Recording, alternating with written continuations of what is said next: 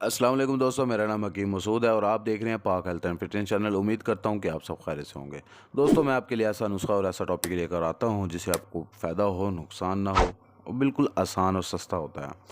आज जो नुस्खा मैं आप दोस्तों के लिए लेकर हाजिर हुआ हूँ, ये बहुत सारे दोस्तों के मैसेजेस आए हैं, बहुत सारी मेरी बहनों के मैसेजेस आए हैं जो कमेंट्स में भी उन्होंने बताया है, लेकिन उन्हें इस चीज़ का मसले का पता नहीं है कि ये उनके साथ ये क्या हो रहा है, वजूहात क्या हैं।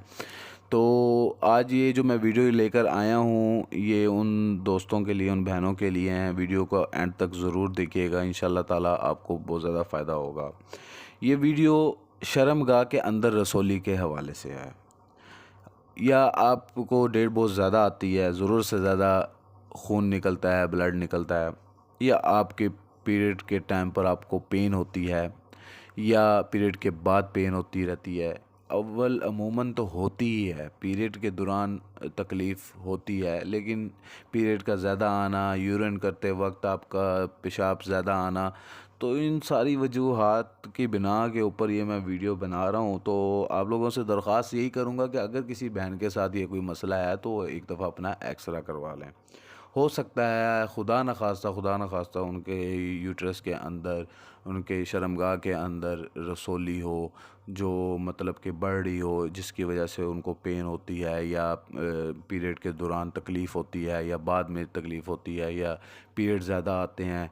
तो उनसे यही दरख्वास्त करूँगा कि वो अपने चेकअप करवा लें, एक्सरे वगैरह करवा लें, ताकि इस तकलीफ़ से, इस बीमारी से जल्द बचा जा सके। अगर किसी बहन को ये मसला है या परेशानी है इस तरह की, या फिर डेट मतलब कि बहुत ज़्यादा देर तक रहती है, बहुत ज़्यादा ब्लीडिंग होती है, तकलीफ़ होती है, या किसी के शर्मगाह के अंदर रसौली है, ये वो इसका इलाज चाहता है, तो दो तरीके से मैं आपको इसका इलाज बताता हूँ। पहले नंबर पर मैं आपको दम बताता हूँ एक, कि आपने कौन सा दम करना है। इंशाल्लाह ताला अल्लाह के फज़ल व करम से वो ठीक हो जाएगी। दूसरे नंबर पर मैं इसका टोटका बताऊँगा, आसान नुस्खा बताऊँगा।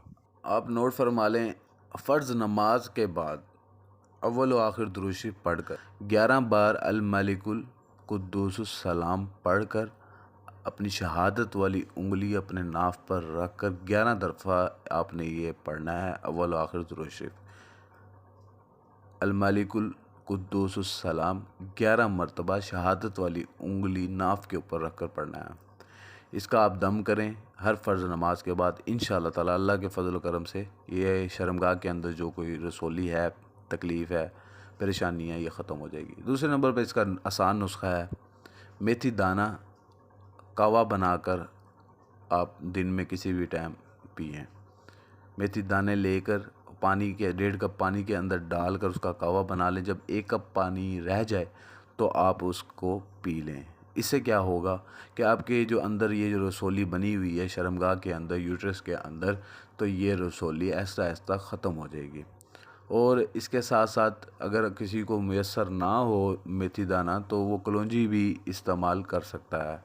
कलौंजी आपने किस तरह से इस्तेमाल करनी है, कलौंजी का 1 चम्मच आपने लेकर ऊपर से उसके पानी पी लेना है। ये बिल्कुल आसान तरीका है। ये 2 तरीके कुरान हदीस के रोशनी में भी मैंने आपको बता दिया है। दम करने का तरीका भी बता दिया और मैंने घरेलू नुस्खा भी बता दिया। इस चीज़ से इंशाअल्लाह ताला अल्लाह के फ़ज़ल व करम से आपको बहुत ज़्यादा फ़ायदा होगा।